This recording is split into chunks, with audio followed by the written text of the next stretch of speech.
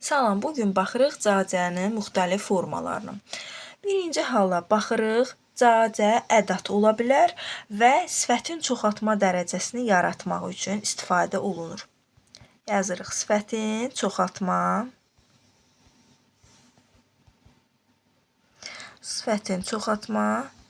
dərəcəsi. Baxın, sifətin çoxaltma dərəcəsini düzəltmək üçün ədatlardan istifadə olunur və burada da cacə ədatı iştirak etmiş olur. Məsəl üçün, yazıram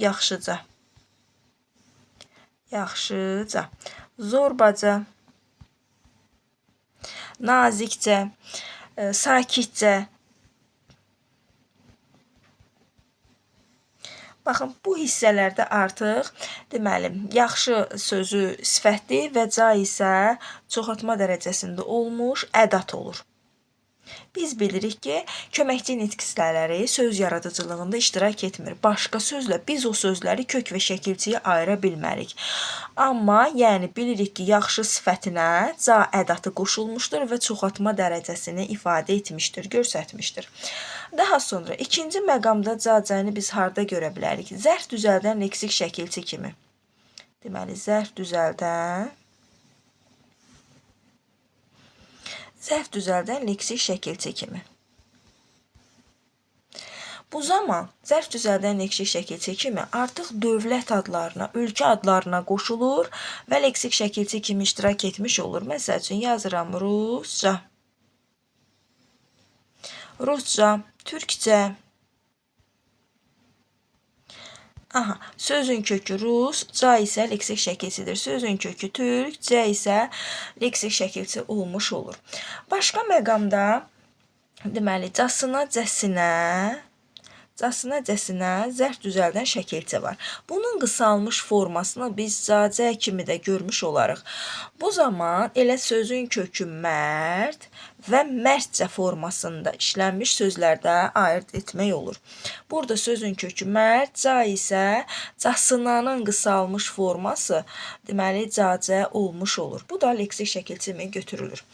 Sonra biz görə bilərik cacəni qoşma kimi.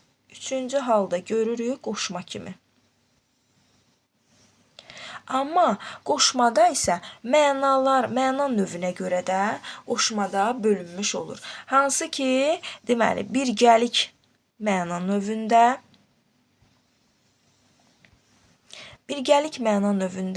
cacəni görə bilərik. Bunu isə alternativi ilə qoşmasıdır ki, biz ilə əvəz eləyə biliriksə, artıq bu birgəlik məzmunu bildirmiş qoşma sayılır.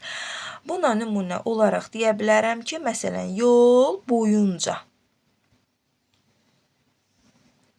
Baxın, burada yol boyunca ca qoşmadır və əvəz eləyə bilirəm yol boyu ilə gedirdik. Məsələn, bu hissədə isə ca birgəlik məzmunu bildirmiş qoşmadır. Daha sonra ikinci məqamda qoşma olaraq başqa məna növündə bənzətmə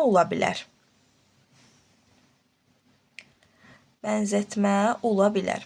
Burada isə kimi və qədər qoşması ilə əvəz edə bilirəm. Nümunə olaraq deyirəm, sən uşaqca bilmirsən.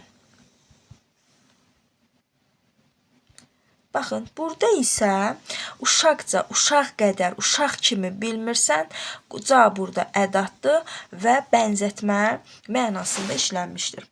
Daha sonra üçüncü məqamda yenə də qoşma kimi ola bilər, amma istinad məna növündə.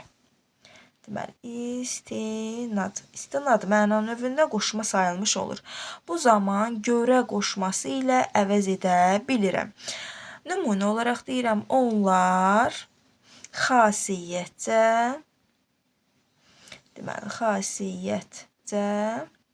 fərqlənirlər.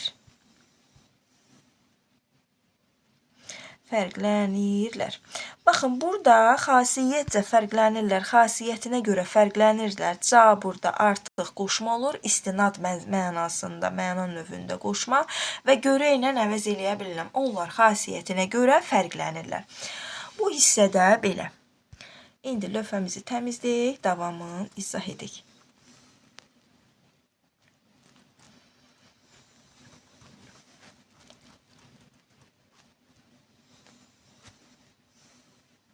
Sonra görürük cacəni harda. Modal sözlərinin tərkibində görə bilərik. Bütövlükdə daha doğrusu. Yazaq modal sözləri kimi. Modal sözləri kimi. Baxaq modal sözləri kimi artıq necə ola bilər? Deməli, modal sözü kimi ola bilər bizcə, fikrimizcə, zənnimcə, fikrimcə. Bax, bu tipli sözlərdə modal söz olur və bunu heç vaxt biz parçalaya bilmərik. Bütövlükdə fikrimizcə, məncə bu tipli modal sözləri parçalanmadan cacə də onun içərisində tərkibində olaraq modal sözü kimi götürülməlidir. Bir mənalı olaraq. Söz yaradıcılığında iştirak etmir köməkçi nitq hissələr və kök şəkilçiyə ayırmaqda ixtiyarımız yoxdur. Daha sonra feili bağlamanın şəkilçisi kimi cacəni ınca şəkilçisinin qısalmış formasında, yəni qısalmış formasında görə bilmirik. Yəni bu bütövlükdə feili bağlamanın şəkilçisidir və qrammatik şəkilçi kimi də götürülür. Buna nümunə olaraq yaza bilərəm ki, yol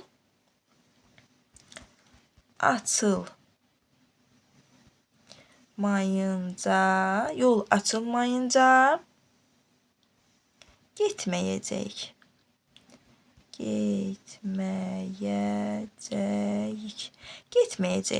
Baxın, yol açılmayınca getməyəcək. Burada artıq ınca şəkilçisi bütövlükdədir və qrammatik şəkilçi kimi götürülür.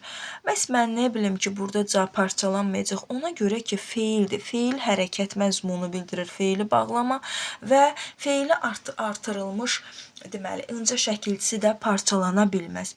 Feili bağlamanın şəkilçisidir və bütövlükdə ınca formasında götürülür qrammatik şəkilçi.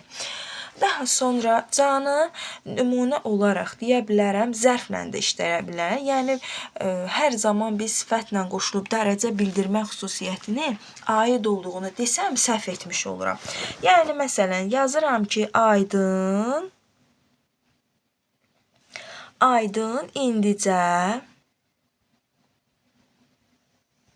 indicə buradan keçdi.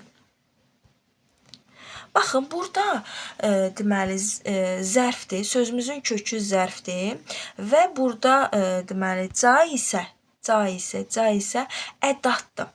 Amma burada biz deyə bilmərik ki, ca qoşulmuşdur zərfə və dərəcə əlamətini bildirmişdir. Biz bilirik ki, dərəcə əlamətini bildirmək sifətə aid olan xüsusiyyətdir.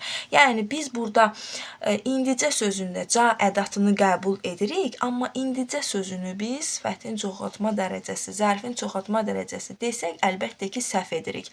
Biz bilirik ki, zərf çoxaltma dərəcəsi, ümumiyyətlə dərəcə əlamətini bildirməməlidir də, bildirmir də. Və burada yenə də biz indi sözünü zərf götürürük, cəni isə ədat götürürük, sadəcə belə aydınlaşdırmış oluruq. Amma başqa bir məqamda nümunə olaraq yazıram ki, yaxşıca qida. Baxın, burada yaxşıca, deməli, yaxşıca qoşulmuşdur ca, hansı ki, yaxşı sifətinə ca ədatı qoşulub, əlbəttə ki, burada ədatdır və burada çoxaltma dərəcəsini bildirmiş olur. Niyə çoxaltma dərəcəsini bildirdi? Ona görə ki, artıq sifət isimə aid olmuşdur və əlbəttə ki, sözümüz yaxşı sözü sifətdir, ca isə ədat sayılmış olur və dərəcəsini görsətsək də çoxaltma dərəcəsində sayılmış olur. Amma biz yuxarıdakı nümunədə aydın indicə buradan keçdiyini, indicəni biz ca olaraq götürə bilərik ədat, amma dərəcə xüsusiyyətini götürə bilmərik. Onunla izah etdim ki, dərəcə xüsusiyyəti yalnız sifətə məxsus olan xüsusiyyətdir. İnşallah ki, izahım aydın oldu. Növbəti görüşlərə qədər.